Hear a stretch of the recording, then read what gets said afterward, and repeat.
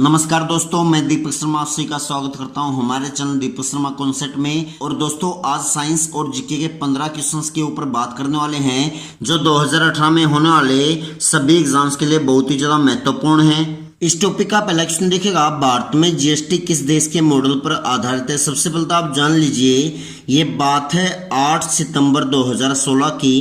8 सितंबर 2016 को जीएसटी विधेयक को संसद के द्वारा मंजूरी दी गई और जब इसको मंजूरी दी गई थी तो भारतीय संविधान में एक संशोधन किया गया और ये संविधान संशोधन हो जाएगा 101वां संविधान संशोधन या फिर 122वां संविधान संशोधन।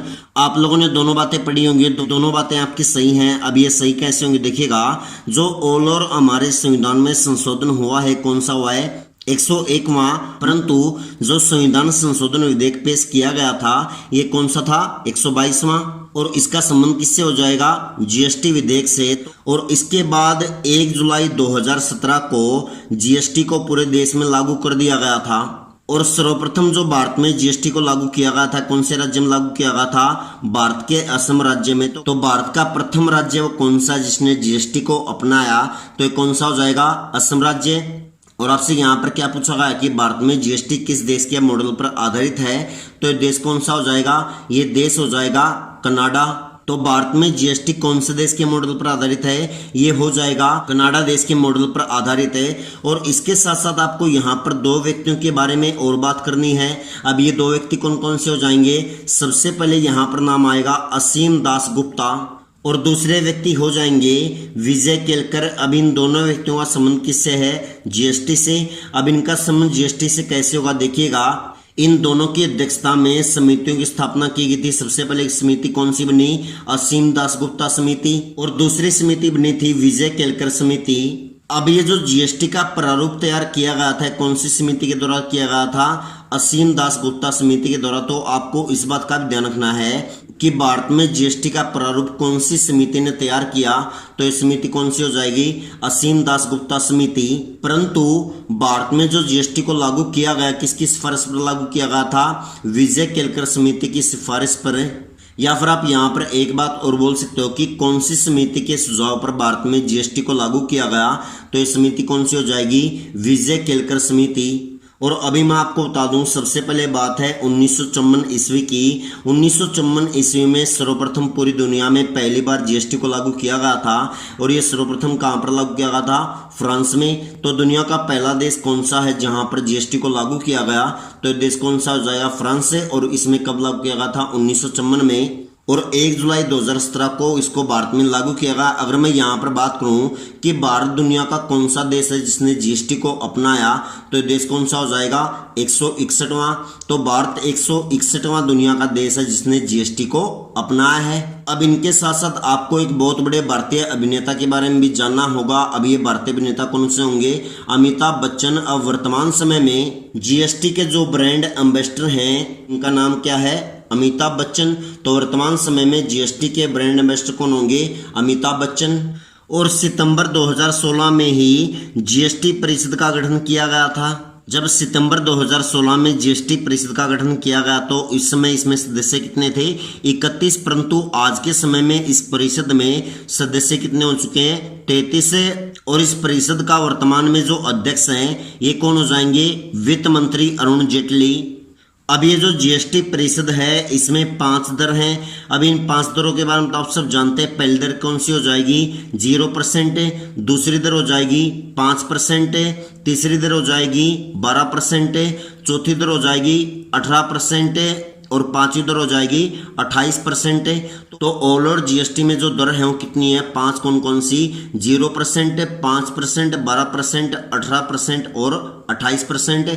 और ये जो जीएसटी है ये एक तरह का अप्रत्यक्ष कर है। अगर कल को कोई भी व्यक्ति जीएसटी चोरी करता है तो उसके लिए सजा का प्रावधान भी दिया गया है। और ये सजा कितनी हो जाएगी, 5 साल की। और अभी एक बात और बाकी है, जब इसके लिए संविधान संशोधन किया गया था 101वां, तो जीएसटी के प्रावधान को जोड़ा गया था संविधान के अनुच्छेद नंबर 279 में। तो आपसे इस बारे में भी पूछ सकता है कि अनुच्छेद 279 का संबंध किससे है, तो ये किससे हो जाएगा, जीएसटी से। और इसके लिए जो संशोधन किया गया कौन सा किया गया, 101वां या फिर 122वां। अब ये दोनों आंसर जो आपके सही हो सकते हैं डिपेंड करेगा ऑप्शंस के ऊपर। ऑप्शंस में चाहे तो आएगा 101 या फिर आएगा 122वां। सेकंड क्वेश्चन देखिएगा, 1 ग्राम वसा से कितनी ऊर्जा उत्पन्न होती है। तो सबसे पहले तो हम आपको बता दूं, हमारे शरीर के लिए 3 तत्व ऐसे हैं जहां से हमें सबसे ज्यादा ऊर्जा प्राप्त होती है। अब ये एक तो कौन सा हो गया, वसा, दूसरा हो जाएगा यहाँ पर कार्बोहाइड्रेट, दूसरा हो जाएगा प्रोटीन। तो अभी हम यहाँ पर तीनों के ऊपर बात करेंगे कि वसा, कार्बोहाइड्रेट और प्रोटीन से हमें कितनी ऊर्जा मिलती है। तो सबसे पहले तो आपकी यहाँ पर क्या दिया गया है, 1 ग्राम वसा। दूसरा अभी हम यहाँ पर मानेंगे 1 ग्राम कार्बोहाइड्रेट। तीसरा हम यहाँ पर मानेंगे 1 ग्राम प्रोटीन। तो 1 ग्राम वसा से जो हमें ऊर्जा प्राप्त होती है कितनी होती है, लगभग 9.3 कैलोरी। फिर उसके बाद यहाँ पर कौन आएगा, 1 ग्राम कार्बोहाइड्रेट से हमें कितनी ऊर्जा प्राप्त होती है। तो 1 ग्राम कार्बोहाइड्रेट से लगभग 4 कैलोरी हमें प्राप्त होती है। उसके बाद बचा कौन सा, 1 ग्राम प्रोटीन। 1 ग्राम प्रोटीन से लगभग 4 कैलोरी प्राप्त होती है। तो मुख्य रूप से ऊर्जा हमें कहाँ कहाँ से प्राप्त होगी, वसा, कार्बोहाइड्रेट और प्रोटीन से। 1 ग्राम वसा में कितनी ऊर्जा होती है, 9.3 कैलोरी। 1 ग्राम कार्बोहाइड्रेट में कितनी ऊर्जा होती है, 4 कैलोरी। और 1 ग्राम प्रोटीन में भी ऊर्जा होती है 4 कैलोरी। और अभी मैं आपको बता दूं, प्रतिदिन हमारी बॉडी को 100 ग्राम वसा मिलना बहुत आवश्यक है। और हमारे शरीर का जो सबसे बड़ा नियंत्रक है, ये नियंत्रक कौन है, मस्तिष्क या फिर ब्रेन। और ये जो ब्रेन है या फिर मस्तिष्क है, इसका लगभग 60% पार्ट ऐसा है जो वसा से बना हुआ है। तो मस्तिष्क का कितना हिस्सा वसा से बना हो, तो कितना हो जाएगा, लगभग 60% हिस्सा। और आपके सामने यहाँ पर नया शब्द कौन सा है, कैलोरी। अब ये कैलोरी होता क्या है, कैलोरी जो है ये एक इकाई है। और ये इकाई किसकी है, ऊर्जा की। और वैसे देखा जाए तो ऊर्जा की 2 इकाई है, यहाँ पर 2 यूनिट हैं। अब ये 2 यूनिट कौन कौन सी हैं, एक तो हो चुका है यहाँ पर कैलोरी और दूसरा हो जाएगा जूल। और ये जो जूल है ये क्या है, ऊर्जा का ऐसा ही मात्रक है। तो सबसे पहले तो हम यहाँ पर बात करेंगे कैलोरी के बारे में। अब ये जो 1 कैलोरी होती है ये बराबर होगी लगभग 4.186 जूल के। अभी मैं आपको बता दूं, ये जो वसा होती है अगर ये 20 डिग्री सेल्सियस के तापमान पर ठोस है तो ये कहलाएगी वसा। और अगर ये 20 डिग्री सेल्सियस के तापमान पर द्रव अवस्था में है तो ये क्या हो जाएगा, तो ये हो जाएगा तेल। तो आपको इन सभी बातों का अच्छी तरह से ध्यान रखना, आपसे यहाँ पर कोई भी बात पूछी जा सकती है। तीसरा क्वेश्चन देखिएगा, हिमालय पर्वत किस श्रेणी का पर्वत है। तो मुख्य रूप से 2 श्रेणी ऐसी हैं जो हिमालय पर्वत से संबंधित हैं। अब ये 2 श्रेणी कौन कौन सी हो जाएंगी, एक तो हो जाएगा वलित पर्वत और दूसरा हो जाएगा नवीनतम पर्वत। तो हिमालय पर्वत कौन सी श्रेणी का पर्वत है, वलित श्रेणी या फिर नवीनतम पर्वत की श्रेणी का। और सबसे पहले तो आप जान लीजिए वलित का मतलब क्या होता है। वलित का मतलब होता है मोड़दार। तो ये जो हिमालय पर्वत है एक मोड़दार पर्वत है, इसी वजह से इसको बोला जाता है वलित पर्वत। और दूसरी बात यहाँ पर कौन सी आएगी, नवीनतम पर्वत। अभी हम यहाँ पर बात करेंगे कि हिमालय पर्वत नवीनतम पर्वत कैसे है। देखिएगा, जहां पर आज के समय में हिमालय पर्वत है, इससे पहले यहाँ पर टिथिस सागर था। और अभी मैं आपको बता दूं टिथिस सागर से हिमालय पर्वत का निर्माण कैसे हुआ। देखिए, इसका निर्माण हुआ है प्लेट विवर्तनिक प्रक्रिया से। तो हिमालय पर्वत का निर्माण कौन सी प्रक्रिया से हुआ है, प्लेट विवर्तनिक प्रक्रिया से। और अभी मैं आपको बता दूं ऑल ओवर जो हिमालय पर्वत की लंबाई है, इसकी लंबाई कितनी है, 2400 किलोमीटर। अब ये 2400 किलोमीटर की लंबाई कैसे है, इस लंबाई के अनुसार मैं हिमालय पर्वत को यहाँ पर 4 प्रादेशिक भागों में बांट सकता हूँ। अब ये 4 प्रादेशिक भाग कौन कौन से जरा देखिएगा। इनमें सबसे पहला प्रादेशिक भाग होगा पंजाब हिमालय, दूसरा हो जाएगा कुमायूं हिमालय, तीसरा हो जाएगा नेपाल हिमालय और चौथा हो जाएगा असम हिमालय। अब ये जो पंजाब हिमालय है इसकी टोटल लंबाई है लगभग 560 किलोमीटर और इसका विस्तार हो जाएगा सिंधु नदी से लेकर सतलुज नदी के क्षेत्र तक है। दूसरा हो जाएगा कुमायूं हिमालय। कुमायूं हिमालय की जो टोटल लंबाई है ये लंबाई कितनी हो जाएगी 320 किलोमीटर है और इसका विस्तार है सतलुज नदी से लेकर काली नदी तक है। तीसरा हो जाएगा नेपाल हिमालय। नेपाल हिमालय की टोटल लंबाई है लगभग 800 किलोमीटर है और इसका विस्तार हो जाएगा काली नदी से लेकर तीस्ता नदी तक है। उसके बाद अंतिम बचा असम हिमालय। असम हिमालय की टोटल लंबाई हो जाएगी लगभग 720 किलोमीटर तक है और इसका विस्तार है तीस्ता नदी से लेकर दिहांग नदी तक है। तो सबसे पहले यहाँ पर नाम किसका है, पंजाब हिमालय का। पंजाब हिमालय का विस्तार कहाँ तक है, सिंधु नदी से लेकर सतलुज नदी तक और इस क्षेत्र की लंबाई कितनी हो जाएगी 560 किलोमीटर है। उसके बाद कुमायूं हिमालय। कुमायूं हिमालय का विस्तार कहाँ तक है, सतलुज नदी से लेकर काली नदी तक है और इसकी लंबाई कितनी होगी 320 किलोमीटर है। उसके बाद यहाँ पर आएगा नेपाल हिमालय। नेपाल हिमालय का विस्तार है काली नदी से लेकर तीस्ता नदी तक है और इसकी लंबाई हो जाएगी लगभग 800 किलोमीटर है। उसके बाद अंतिम बचा असम हिमालय। असम हिमालय का विस्तार हो जाएगा तीस्ता नदी से लेकर दिहांग नदी तक है और इस क्षेत्र की टोटल लंबाई कितनी हो जाएगी 720 किलोमीटर है।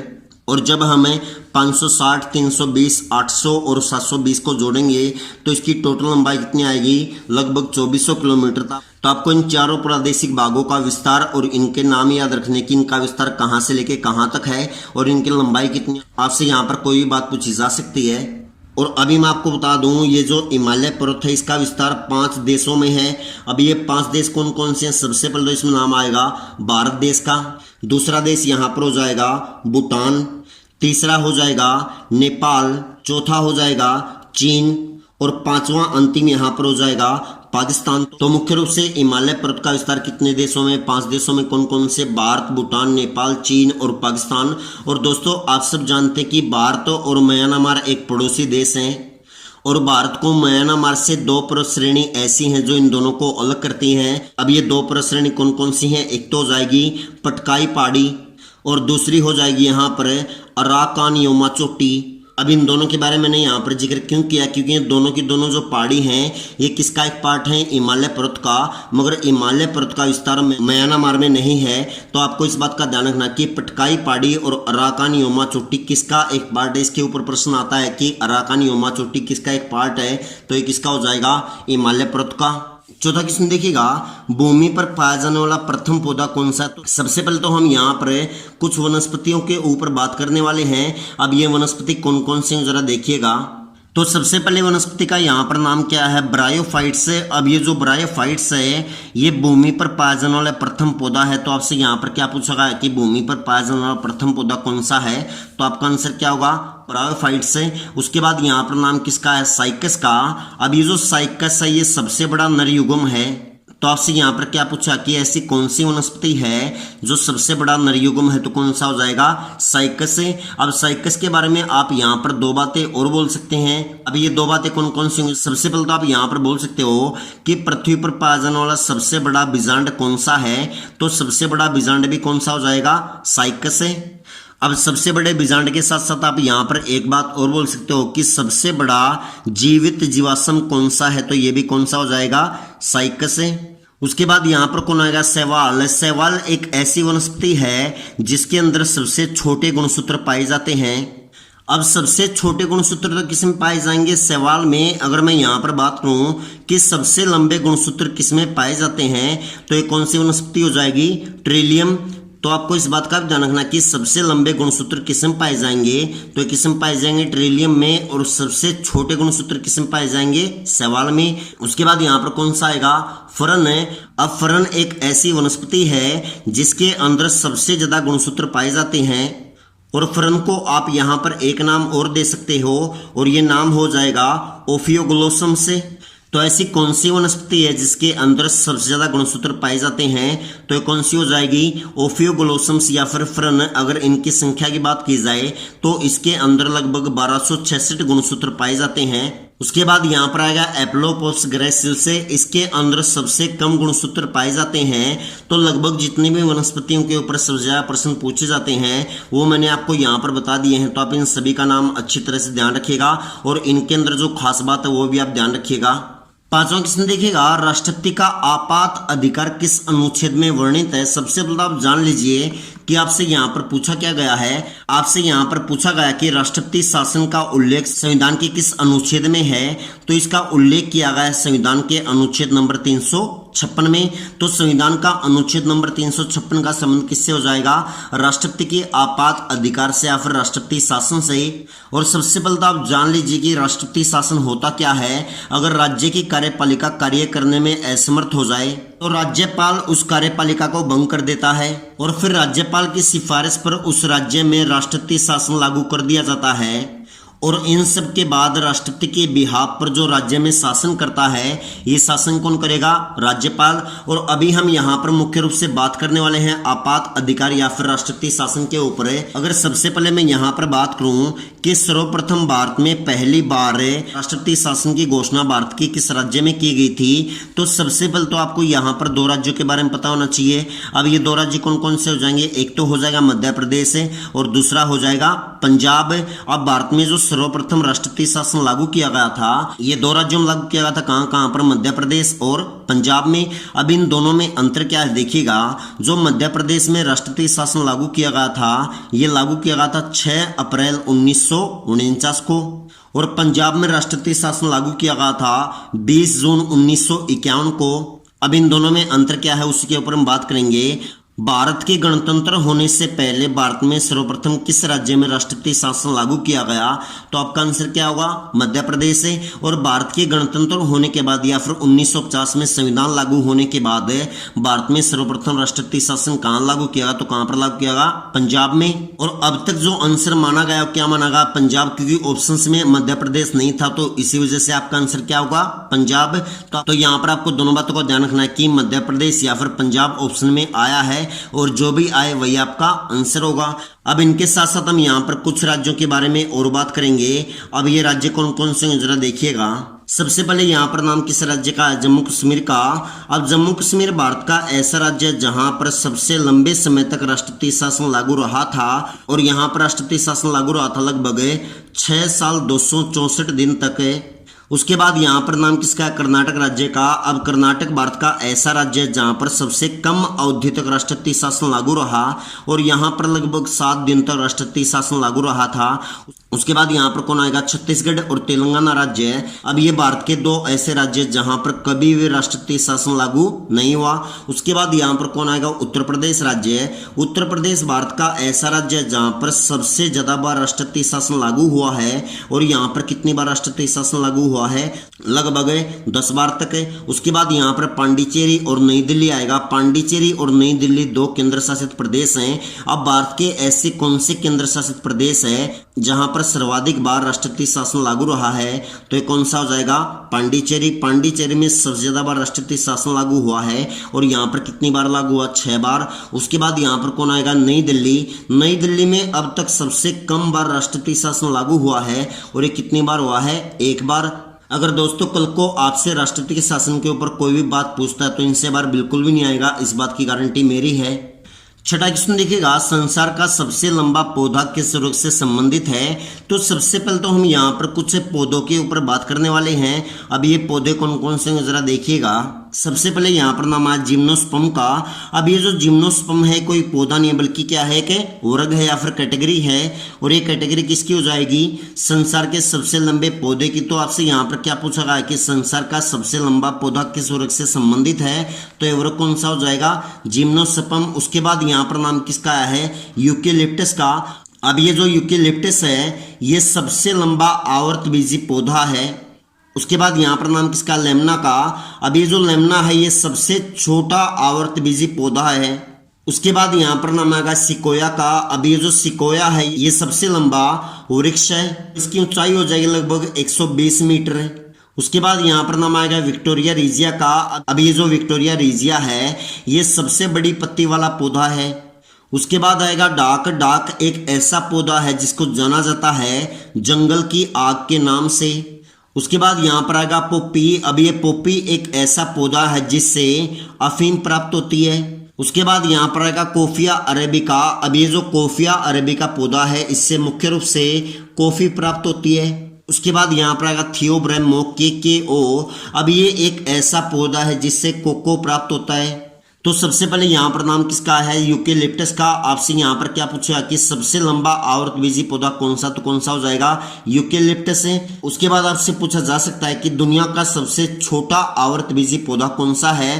तो ये कौन सा हो जाएगा, लेमना। उसके बाद आपसे पूछ सकता है कि दुनिया का सबसे लंबा वृक्ष कौन सा है, तो ये कौन सा हो जाएगा, सिकोया। उसके बाद आपसे पूछ सकता है कि सबसे बड़ी पत्ती वाला पौधा कौन सा है, तो ये कौन सा हो जाएगा, विक्टोरिया रिजिया। और विक्टोरिया रिजिया जो है ये भारत में पाया जाता है, और ये भारत में कहाँ पर पाया जाता है, पश्चिम बंगाल राज्य में। उसके बाद यहाँ पर पूछ सकता है कि ऐसा कौन सा पौधा है जिसे जंगल की आग कहा जाता है, तो कौन सा हो जाएगा, डाक है। उसके बाद आपसे यहाँ पर पूछा जा सकता है कि अफीम देने वाला पौधा कौन सा है, तो ये कौन सा हो जाएगा, पोपी। उसके बाद आपसे पूछ सकता है कि कॉफी देने वाला पौधा कौन सा है, तो ये कौन सा हो जाएगा, कोफिया अरेबिका। उसके बाद आपसे पूछ सकता है कि कोको देने वाला पौधा कौन सा है, तो ये कौन सा हो जाएगा, थियोब्रेमो के ओ। तो मुख्य रूप से जिन पौधों के ऊपर प्रश्न आते हैं वो सभी मैंने आपको यहाँ पर बता दिए हैं। सातवां क्वेश्चन देखिएगा, कालीबंगा भारत के किस राज्य में। सबसे पहले तो आप जान लीजिए ये जो कालीबंगा है ये एक हड़प्पा सभ्यता का स्थल है, और अभी हम यहाँ पर कुछ हड़प्पा सभ्यता के स्थलों के ऊपर बात करने वाले हैं। अब ये स्थल कौन कौन से जरा देखिएगा। दोस्तों सबसे पहले आप जान लीजिए, अगर हम किसी भी हड़प्पा सभ्यता के स्थल के बारे में बात करते हैं तो उसके बारे में हमें 3 बातें पता होना चाहिए। अब ये 3 बातें कौन कौन सी होंगी। पहली बात तो आपको यहाँ पर यह पता होना चाहिए कि वो स्थल कहाँ पर है, वो कौन सी नदी के किनारे है, और उसके खोजकर्ता कौन है। और अभी हम इनके बारे में 2 ही बातें करेंगे। अब ये 2 बातें कौन कौन सी हैं कि वो हड़प्पा सभ्यता का स्थल कहाँ पर है और वो कौन सी नदी के किनारे है। बात रही इनके खोजकर्ताओं की, उनके बारे में हम अगले वीडियो में पढ़ेंगे। तो सबसे पहले यहाँ पर नाम किसका है, हड़प्पा सभ्यता के स्थल का। अब ये जो हड़प्पा सभ्यता का स्थल है ये कौन सी नदी के किनारे था, रावी नदी के किनारे, और ये कहाँ पर हो जाएगा, पाकिस्तान में। आपसे यहाँ पर दोनों बात पूछ सकता है कि हड़प्पा सभ्यता का स्थल कहाँ पर है, तो ये कहाँ पर होगा, पाकिस्तान में। और ये कौन सी नदी के किनारे है, तो नदी कौन सी हो जाएगी, रावी नदी। उसके बाद यहाँ पर आएगा मोहनजोदड़ो। अब ये जो मोहनजोदड़ो है ये सिंधु नदी के किनारे था, और ये कहाँ पर हो जाएगा, पाकिस्तान देश में। उसके बाद यहाँ पर आएगा चनहुदड़ो। अब ये जो चनहुदड़ो है कौन सी नदी किनारे है, सिंधु नदी के किनारे, और ये भी कहाँ पर हो जाएगा, पाकिस्तान में। और उसके बाद यहाँ पर क्या आएगा, कालीबंगा, और इसी के बारे में आपसे पूछा गया है। अब ये जो कालीबंगा है ये प्राचीनतम समय में घग्गर नदी के किनारे था, और ये भारत के कौन से राज्य में हो जाएगा, ये हो जाएगा भारत के राजस्थान राज्य में। तो आपका यहाँ पर आंसर क्या होगा, राजस्थान राज्य। उसके बाद यहाँ पर आएगा कोट दीजी। अब ये जो कोट दीजी है कौन सी नदी किनारे था, सिंधु नदी के किनारे, और ये कहाँ पर हो जाएगा, पाकिस्तान देश में। उसके बाद यहाँ पर आएगा रंगपुर। अब ये जो रंगपुर है प्राचीन समय में मादर नदी के किनारे था, और ये कहाँ पर हो जाएगा, गुजरात राज्य में। उसके बाद यहाँ पर आएगा रोपड़। अब ये जो रोपड़ है ये प्राचीनतम समय में कौन सी नदी किनारे था, सतलुज नदी के किनारे, और ये कहाँ पर हो जाएगा, भारत के पंजाब राज्य में। और उसके बाद अंतिम बचा लोथल। अब ये लोथल जो है ये प्राचीनतम समय में कौन सी नदी किनारे था, भोगवा नदी के किनारे, और ये कहाँ पर हो जाएगा, ये हो जाएगा गुजरात राज्य में। और इनके साथ साथ अभी हम यहाँ पर 2 बातें और करने वाले हैं। अब ये 2 बातें किस किस के बारे में होंगी, पहली हो जाएगी मोहनजोदड़ो के बारे में, और दूसरी हो जाएगी लोथल के बारे में। अब ये जो दोनों शहर हैं ये हड़प्पा सभ्यता के सबसे बड़े शहर हैं। अब ये सबसे बड़े शहर कौन से हैं देखिएगा। अब ये जो मोहनजोदड़ो है ये ओल और हड़प्पा सभ्यता का सबसे बड़ा स्थल है, मगर ये भारत में ना होकर बल्कि कहाँ पर है, पाकिस्तान में। तो इसी वजह से हो गया पाकिस्तान का। अब बचा कौन सा, लोथल। अब ये जो लोथल है ये भारत में हड़प्पा सभ्यता का सबसे बड़ा स्थल है, मगर ये मोहनजोदड़ो से छोटा है। तो आपको यहाँ पर दोनों बातों का ध्यान रखना है कि ओल और हड़प्पा सभ्यता का सबसे बड़ा स्थल कौन सा होगा, मोहनजोदड़ो, और भारत में हड़प्पा सभ्यता का सबसे बड़ा स्थल कौन सा होगा, लोथल। 8वां क्वेश्चन देखिएगा, अक्रिय गैसों की खोज किसने की। सबसे पहले तो आप जान लीजिए ये बात है 1894-95 की। 1894-95 में अक्रिय गैसों की खोज की गई। अब ये अक्रिय गैसों की खोज की गई थी रैमजे व रेले के द्वारा। दोस्तों आप लोगों ने अभी तक बस इतना पढ़ा है कि रैमजे व रेले के द्वारा मुख्य रूप से अक्रिय गैसों की खोज की गई है, मगर आप ये बात बोलते हो कि केवल रैमजे व रेले ने अक्रिय गैसों की खोज की, तो ये बात हमारी गलत होगी। अब ये गलत कैसे होगी, क्योंकि मुख्य रूप से 3 वैज्ञानिक थे जिन्होंने अक्रिय गैसों की खोज की थी। अब ये 3 वैज्ञानिक कौन कौन से होंगे, एक तो हो जाएगा रैमजे, दूसरे हो जाएंगे रेले, और तीसरे हो जाएंगे लोकियर। तो अब आपके सामने यहाँ पर 3 वैज्ञानिक हैं। अब ये 3 वैज्ञानिक कौन कौन से होंगे? रैमजे, रैले व लोकियर। मगर इन तीनों में जो महत्वपूर्ण भूमिका निभाई गई थी ये किसके द्वारा निभाई गई थी? रैमजे के द्वारा।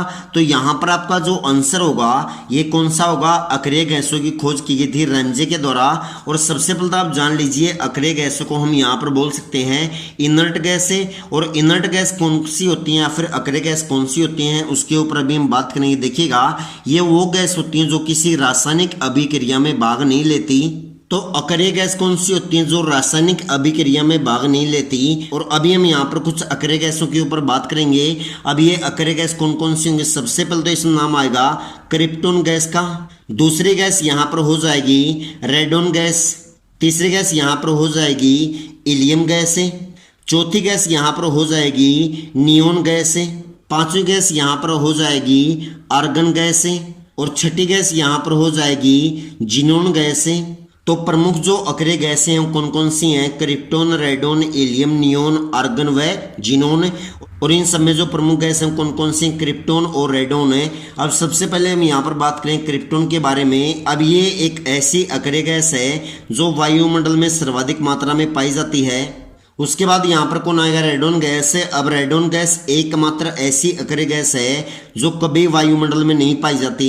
तो आपके सामने यहाँ पर 2 बातें कौन कौन सी? क्रिप्टोन और रेडोन के बारे में। क्रिप्टोन एक ऐसी अक्रिय गैस है जो वायुमंडल में सर्वाधिक मात्रा में पाई जाती है। और रेडोन एकमात्र ऐसी अक्रिय गैस है जो वायुमंडल में कभी भी नहीं पाई जाती।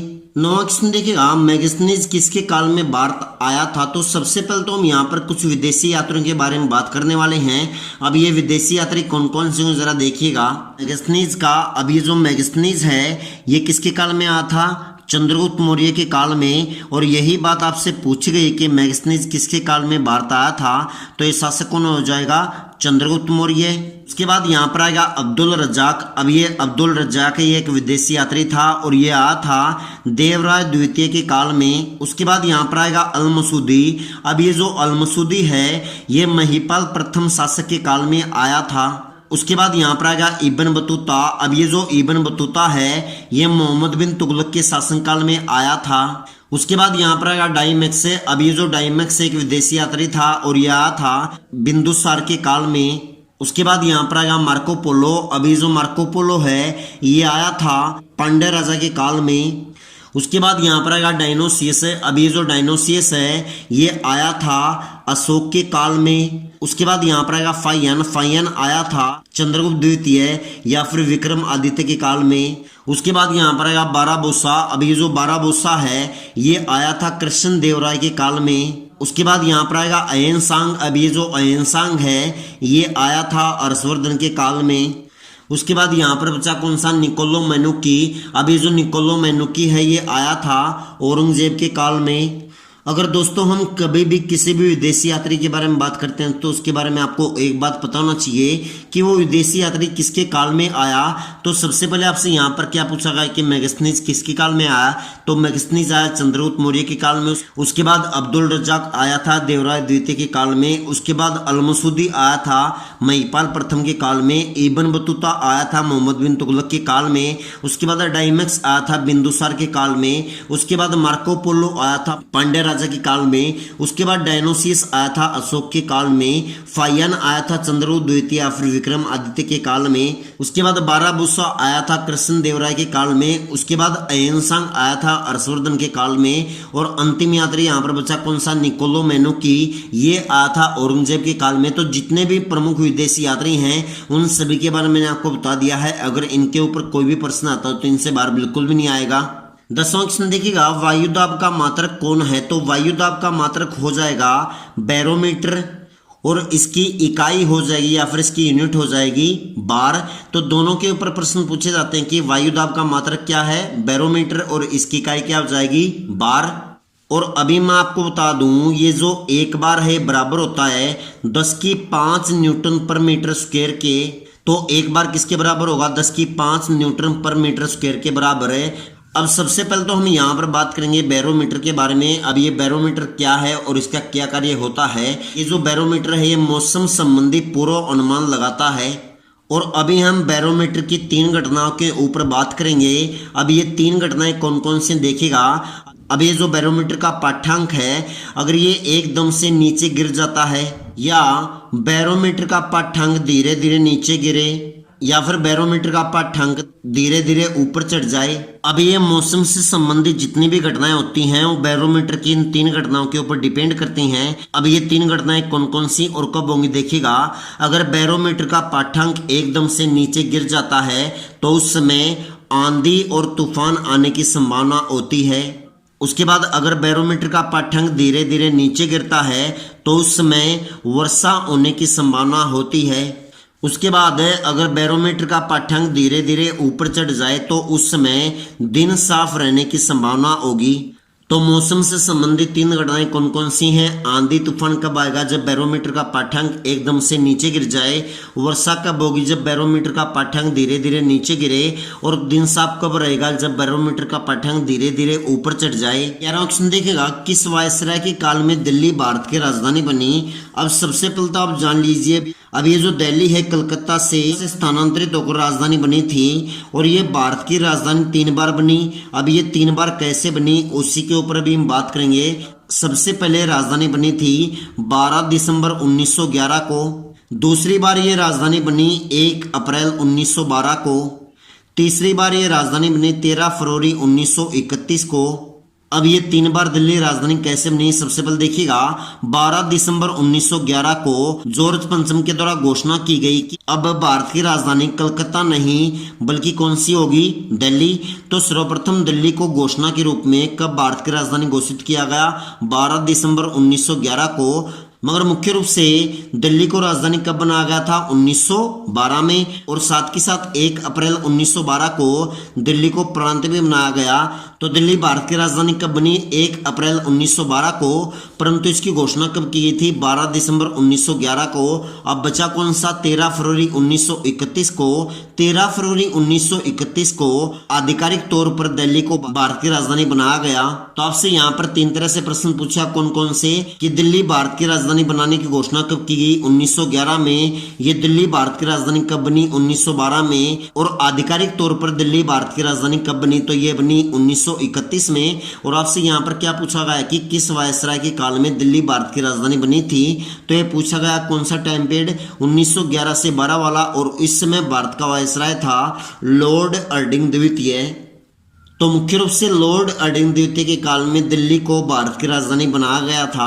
12वां क्वेश्चन देखिएगा, गुरुत्वीय त्वरण का मान कितना होता है? सबसे पहले तो आप जान लीजिए कि गुरुत्वीय का मतलब क्या होता है। गुरुत्वीय यहाँ पर हो जाएगा ग्रेविटी, या फिर आप यहाँ पर बोल सकते हो कि ग्रेविटी की वैल्यू कितनी होती है। तो ग्रेविटी की वैल्यू होती है लगभग 9.8 मीटर पर सेकेंड स्क्वायर। तो ग्रेविटी या फिर गुरुत्वीय त्वरण का मान कितना होगा? 9.8 मीटर पर सेकेंड स्क्वायर। और सबसे पहले तो हम यहाँ पर बात करेंगे गुरुत्वीय त्वरण के मान के परिवर्तन के बारे में। सबसे पहले आपसे यहाँ पर पूछा जाएगा कि पृथ्वी की सतह से ऊपर या नीचे जाने पर जी के मान पर क्या प्रभाव पड़ेगा? तो पृथ्वी की सतह से ऊपर या नीचे जाने पर हमेशा जी का मान घटता है। उसके बाद आपसे पूछ सकता है कि ध्रुवों पर जाने पर जी के मान में क्या प्रभाव पड़ेगा? तो ध्रुवों पर जाने पर जी का मान हमेशा बढ़ता है। उसके बाद आपसे पूछेगा कि विषुवत रेखा पर जाने पर जी के मान में क्या प्रभाव पड़ेगा? तो विषुवत रेखा पर जाने पर हमेशा जी का मान घटता है। उसके बाद आपसे पूछ सकता है कि पृथ्वी की घूर्णन गति के बढ़ने पर जी के मान में क्या प्रभाव पड़ेगा? अगर पृथ्वी की घूर्णन गति बढ़ती है तो उस समय हमेशा जी का मान घटता है। और अंतिम बात आपसे पूछी जा सकती है कि पृथ्वी की घूर्णन गति के कम होने पर जी के मान में क्या प्रभाव पड़ेगा? तो जी का मान हमेशा इस समय बढ़ेगा। तो जी के मान से संबंधित यहाँ पर 5 घटनाएं हैं। अब ये 5 घटनाएं कौन कौन सी होंगी? पृथ्वी की सतह से ऊपर या नीचे जाने पर जी का मान हमेशा घटता है। ध्रुवों पर जाने पर हमेशा जी का मान बढ़ेगा। विषुवत रेखा पर जाने पर हमेशा जी का मान घटेगा। पृथ्वी की घूर्णन गति के बढ़ने पर जी का मान हमेशा घटता है। और पृथ्वी की घूर्णन गति के कम होने पर हमेशा जी का मान बढ़ेगा। 13वां क्वेश्चन देखिएगा, उत्प्लावकता का सिद्धांत किसने दिया था? सबसे पहले तो आप जान लीजिए कि उत्प्लावकता का सिद्धांत होता क्या है। इसको आप यहाँ पर बोल सकते हो लॉ ऑफ आर्किमिडीज। और आपसे यहाँ पर क्या पूछा गया कि उत्प्लावकता का सिद्धांत किसने दिया था? तो ये सिद्धांत दिया गया था आर्किमिडीज के द्वारा। अब सबसे पहले तो आप जान लीजिए कि सिद्धांत होता क्या है। जब किसी तरल माध्यम में वस्तु पर लगने वाला उत्प्लावन बल उस वस्तु द्वारा विस्थापित तरल के भार के बराबर होता है। तो उत्प्लावकता सिद्धांत क्या होगा? जब किसी तरल माध्यम में वस्तु पर लगने वाला उत्प्लावन बल उस वस्तु द्वारा विस्थापित तरल के भार के बराबर होता है। या फिर आप यहाँ पर बोल सकते हो कि कोई वस्तु जब द्रव में डुबोई जाती है तो उसके भार में कमी आती है, और ये कमी किसके कारण आती है? उत्प्लावकता के सिद्धांत की वजह से। तो आपको इस बात का ध्यान रखना कि लॉ ऑफ आर्किमिडीज है या फिर उत्प्लावकता सिद्धांत एक ही है, और इसका संबंध किससे होगा? जब कोई वस्तु द्रव में डुबोई जाती है तो उसके भार में कमी आती है, तो किसके कारण संभव है? लॉ ऑफ आर्किमिडीज या फिर उत्प्लावकता के सिद्धांत की वजह से। 14वां क्वेश्चन देखिएगा, तमसो मा ज्योतिर्गमय कहां से लिया गया है? तो इसको लिया गया है ऋग्वेद से। सबसे पहले तो आप जान लीजिए कि ऋग्वेद होता क्या है। ऋचाओं के क्रमबद्ध ज्ञान के संग्रह को ऋग्वेद को, या फिर आप यहाँ पर बोल सकते हो कि ऋचाओं के क्रमबद्ध ज्ञान के संग्रह का संबंध किससे है? तो ये किससे हो जाएगा? ऋग्वेद से। अब इस ऋग्वेद को हम यहाँ पर 3 पार्ट में डिवाइड कर सकते हैं। अब ये 3 पार्ट कौन कौन से बनेंगे? सबसे पहला पार्ट तो यहाँ पर हो जाएगा मंडल, दूसरा पार्ट यहाँ पर हो जाएगा सूक्त, और तीसरा पार्ट यहाँ पर हो जाएगा ऋचा। अब सबसे पहले यहाँ पर आपके सामने क्या है? मंडल है। अब वर्तमान समय में ऋग्वेद में जो मंडल हैं इनकी संख्या कितनी है? 10 है। अब उसके बाद क्या आएगा? सूक्त है। वर्तमान समय में जो ऋग्वेद में सूक्त हैं इनकी संख्या कितनी है? 1028, और अंतिम क्या बचा? ऋचाएं। अब वर्तमान समय में जो ऋचाएं हैं ऋग्वेद में इनकी संख्या कितनी है? 10,462 है। और अभी हम यहाँ पर बात करने वाले हैं गायत्री मंत्र के बारे में। अब ये जो गायत्री मंत्र का उल्लेख किया गया है ये किसमें किया गया है? ऋग्वेद में। इसका उल्लेख किया गया है ऋग्वेद के 3रे मंडल में, और ये जो गायत्री मंत्र है ये लिखा गया था विश्वामित्र के द्वारा, और विश्वामित्र के द्वारा लिखने के बाद इसको समर्पित किया गया सूर्य देवता व सावित्री को। और एक अंतिम बात और पढ़ेंगे ऋग्वेद के 9वें मंडल के बारे में, और इस 9वें मंडल में उल्लेख किया गया है सोम देवता का। इन दोनों मंडलों के ऊपर सर्वाधिक प्रश्न पूछे जाते हैं। वो क्या पूछेगा? ऋग्वेद की किस मंडल में गायत्री मंत्र का उल्लेख है? तो ये मंडल कौन सा हो जाएगा? 3रा। गायत्री मंत्र किसके द्वारा लिखा गया? विश्वामित्र के द्वारा। और ये गायत्री मंत्र किसको समर्पित है?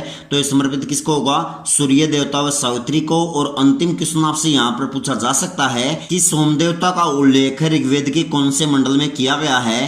तो ये मंडल कौन सा हो जाएगा? 9वां मंडल। 15वां क्वेश्चन देखिएगा, पृथ्वी का पलायन वेग मान कितना है?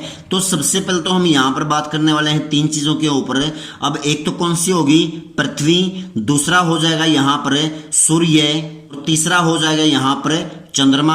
अब सबसे पहले तो आप जान लीजिए कि पलायन वेग का मतलब क्या होता है। पलायन वेग का मतलब होगा यहाँ पर एस्केप वेलोसिटी, और इसके बारे में आपको मैं यहाँ पर डिटेल में बताऊंगा। तो पृथ्वी का जो पलायन वेग होता है ये कितना होता है? 11.2 किलोमीटर पर सेकेंड है।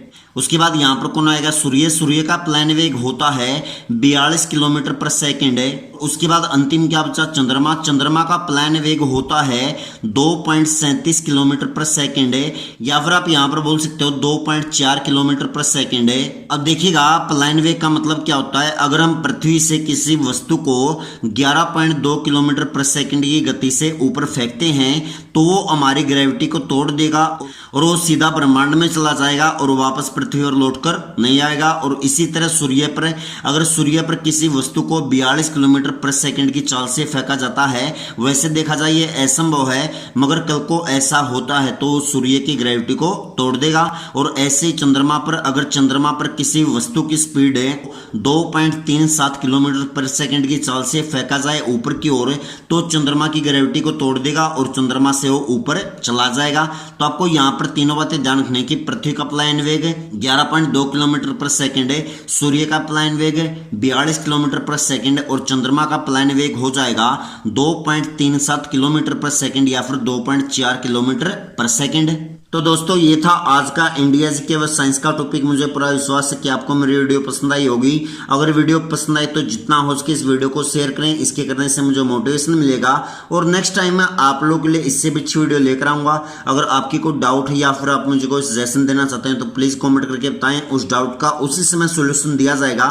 तो चलिए दोस्तों हम मिलते हैं नेक्स्ट वीडियो में, तब तक के लिए जय हिंद, जय भारत, जय हरियाणा।